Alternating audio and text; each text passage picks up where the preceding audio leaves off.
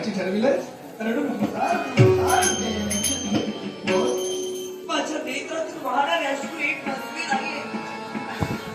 माझ्या नेत्रामध्ये वाहणारे अश्रू हे सत्य आहे. तुझ्या मित्रामध्ये अश्रू जरा बाहेर पडताय त्या खोट्या नाही ही आत्मा फसली नाही मी मोर जिवंत सत्यता दर्शवलेली आहे. मग कमाल सांग कोणी तुझा अपमान केलाय कोणी तुझे माल केलाय हक्काच्या व्यक्तीचं नाव कसा काल आणि श्वास नाही मिळाला होता त्या व्यक्तीला शासन केल्या व्यतिरिक्त चंदन श्वासावर टाळला नाही. चंदनचा अपमान करणारी व्यक्ती दुसरी तिसरी कुठली असती तर त्याला तू जरूर शासन केलं असतं. पण आज ज्या व्यक्तीमुळे माझ्या नेत्रात अश्रू आहे त्या व्यक्तीचं तू काही करू शकत नाही. तुझ्या बोलण्यात कमल ज्या व्यक्तीला तुझा अपमान केलाय त्या व्यक्तीला चंदन शासन करू शकत नाही अशक्य आहे. कारण विश्वात आहे की अशी भाषा मी शक्ती जन्माला आलेली नाही की त्या व्यक्तीला तुझा अपमान करावा आणि चंदन त्या व्यक्तीला शासन करू शकत नाही. सांग कोणी तुझा अपमान केलाय? माझा अपमान करणारी व्यक्ती कोण तुला एकटीच आहे ना? बोल. ती व्यक्ती दुसरी दिसती कुणी नसू माझी प्रिय बघा. म्हणजे तुझ्या मित्रामध्ये अश्रूला बाहेर पडतायत त्याचं कारण तुझे मित्र होता वेडे. कोणत्या विश्वाच्या बागेवर मात्र मित्र देवता आहेत स्वतःचा भोग रसावा कन्या तिला किंवा त्याला लागेल अशा शब्दात वेडे रागाच्या भरात तुझी प्रिय देवता जर का तुला काही बोलली असेल तर ते मला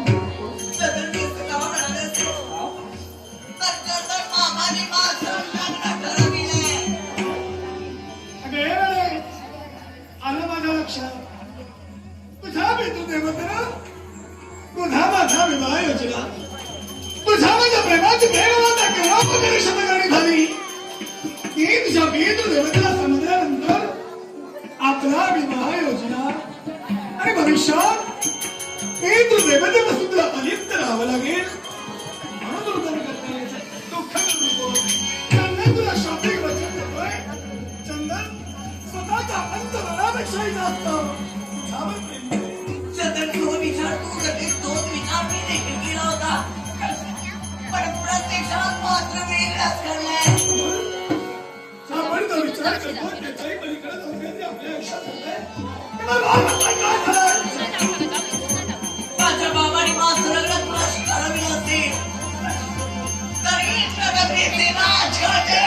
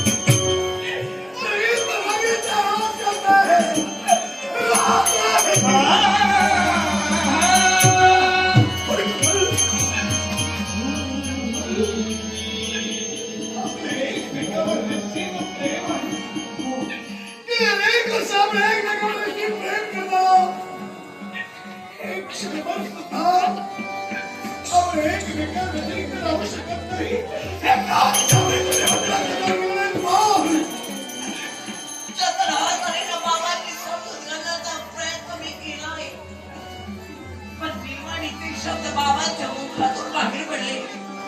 बाळ तुला चंदनशी लग्न करायचंय ना तरुण चंदनशी लग्न कर. एका बाजूला जाईल ती चंदन आणि कमल यांच्या लग्नाची वरात आणि दुसऱ्या बाजूला जाईल ती बाबाची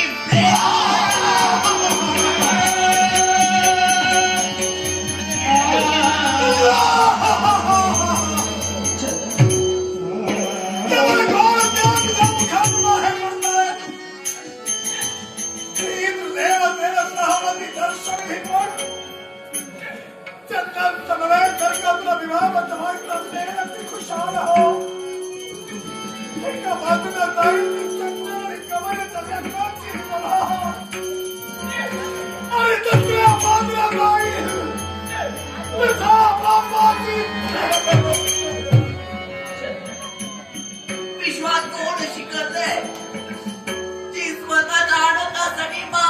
माझी प्रेत यात्रा पाहू शकते. मग मी तरी ते दुष्कृत्य कसं करेन? चंदन मी बाबांना होकार दिला हे माझं चुकलं का रे?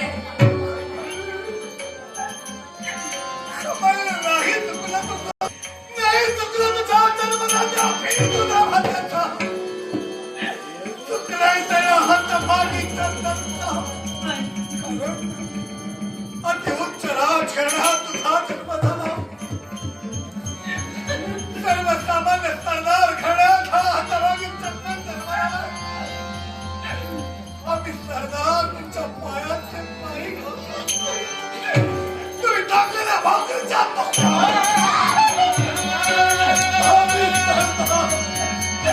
आम्ही सरदार तुमच्या ताटाखाली नाही तुला तुझा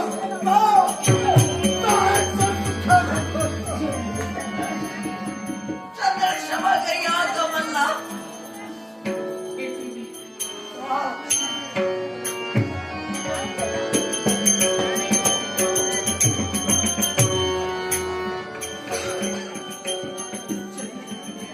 माझी एक इच्छा पूर्ण करशील का रे? मी जन्माला येताना मी जन्माला ना मला कोणी बंधू ना मला भगिनी. मला प्रेम एक शब्द असल्यावर खूप ठेवायचे पण मी या तुझ्या कमलला बंधू प्रेम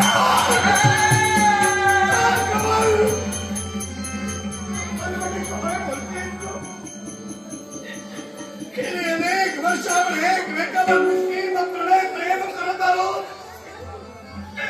मग काय आपल्याला अधिकार लोकांना बोला आपल्या समाजाच्या डोळ्यात डोळा फेकण्याचा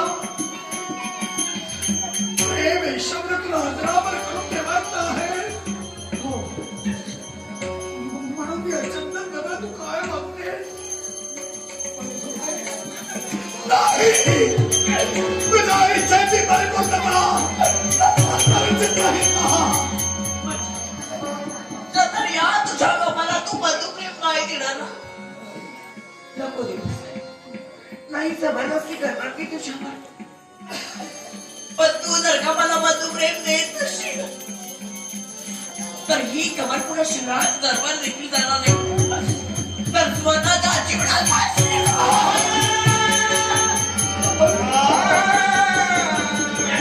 काही क्षण था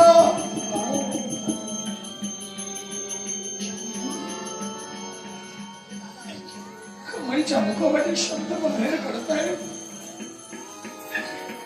या कमलला जर का बंधू प्रेम तू दिलं नाही तर ती कमल मला शराचा अधिकारी नाही झाला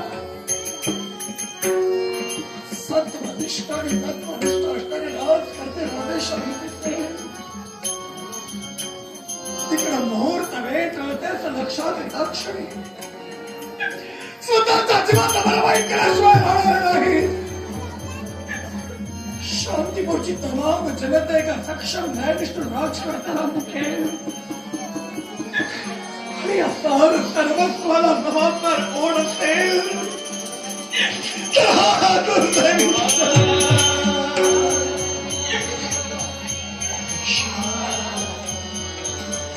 तिला बंधू प्रेम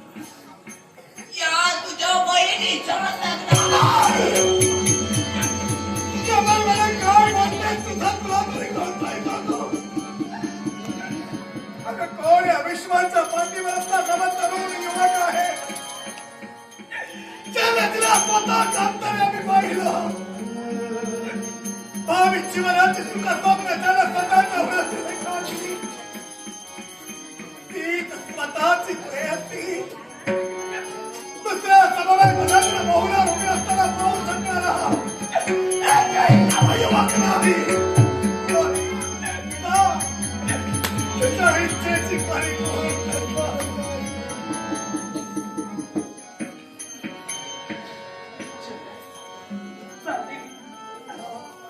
पण या तुझ्या बहिणीच्या लग्नाला येता योग्य असा आहे नशिबाचा खेळ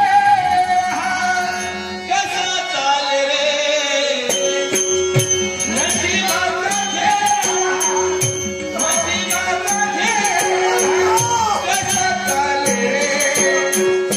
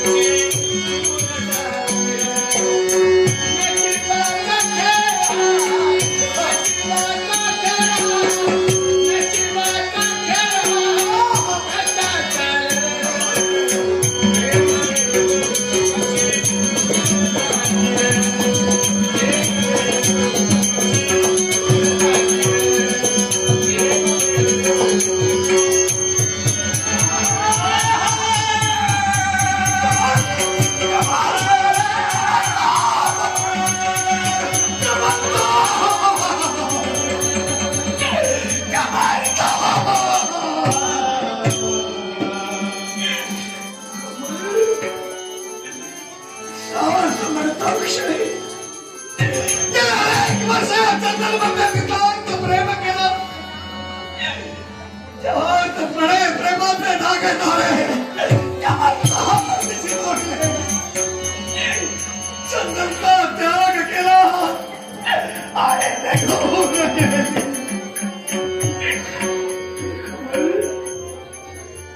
चंदन तुझ्याशिवाय एक क्षणभर सुद्धा नाही घालवू शकला या चंदनाला तुझ्यावर नितांत प्रेम केला तू मला सगळं जायची कल्पना सुद्धा चंदन तुझ्या जीवनात केव्हाही करू शकत नाही कमल कमल